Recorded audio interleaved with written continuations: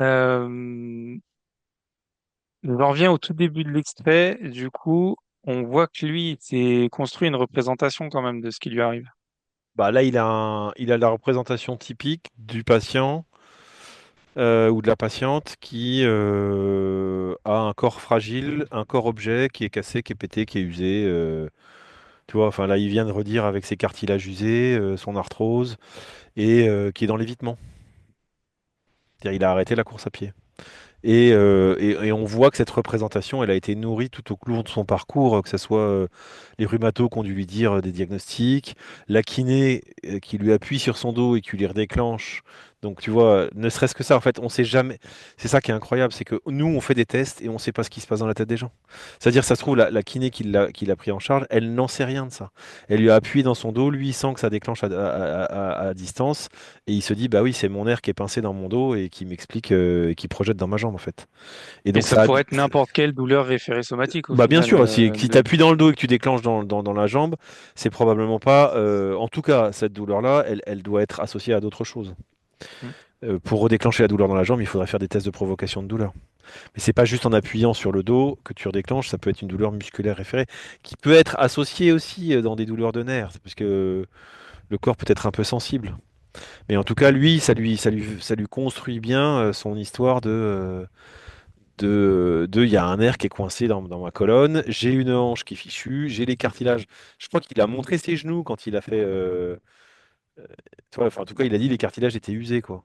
Donc en fait, c'est quelqu'un qui a vraiment l'image d'un corps qui est un objet usé.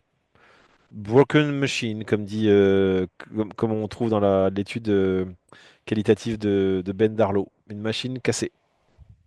Et ce qui est intéressant aussi, là, du coup, c'est de voir les conséquences que ça a sur sa vie en général, ses Ah. comportements. Parce que du coup, après l'épisode de hanche, et ben, course à pied, terminé.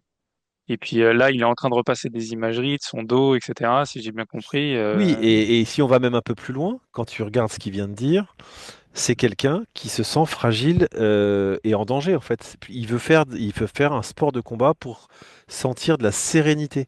Donc en fait, c'est un gars qui craint pour son intégrité physique et là on lui dit que son intégrité physique elle est fichue et elle l'empêche d'arrêter de faire des trucs. Donc là il est dans un marasme. Je comprends la détresse psychologique. Ouais, bien sûr. Et d'ailleurs, il a des attentes un peu particulières pour quelqu'un qui va voir un ostéo, je veux dire. Oui, alors là après c'est mon sous-groupe, hein.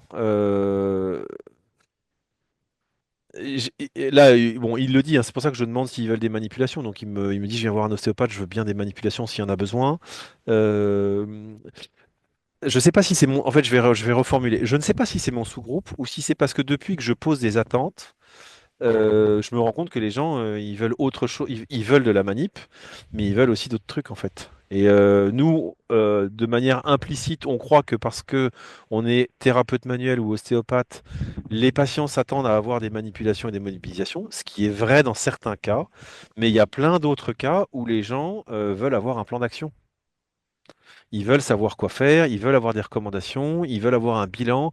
Là, vraiment, j'ai envie de dire, si on prend le résultat des différentes enquêtes qualitatives, on voit qu'il répond complètement à toutes les enquêtes qualitatives des attentes des patients. Avoir un bilan, avoir une expertise, savoir quoi faire, et s'il y a besoin de manipulation, pourquoi pas. Et le truc où on pourrait croire que c'est un peu particulier s'il voudrait être un peu coaché, mais en fait, c'est rien d'autre que d'avoir des conseils et de quoi faire en fait. Quoi faire et quoi ne pas faire. C'est un peu ça. Et là où il va un peu plus loin, effectivement, c'est qu'il aimerait avoir une approche plus globale. Et j'ai envie de dire, ça tombe bien. C'est un peu ce qu'on nous demande d'être holistique. Tu vois, qu'on comprenne un peu ses émotions, ses pensées. Et, il le dit en fait. En fait, moi, souvent on rejette cette idée de coaching, mais moi j'aime bien ça parce que ça dit quelque chose d'une attente d'accompagnement, je Bah, c'est trouve. ça, Tu vois, c'est de l'accompagnement, c'est d'être ouais, accompagné. ouais, C'est d'être accompagné, d'être guidé en fait. il a besoin de mettre de nouvelles choses dans sa vie, il les a identifiées et il a envie qu'on lui file un coup de main pour aller vers ça, en fait. Exactement.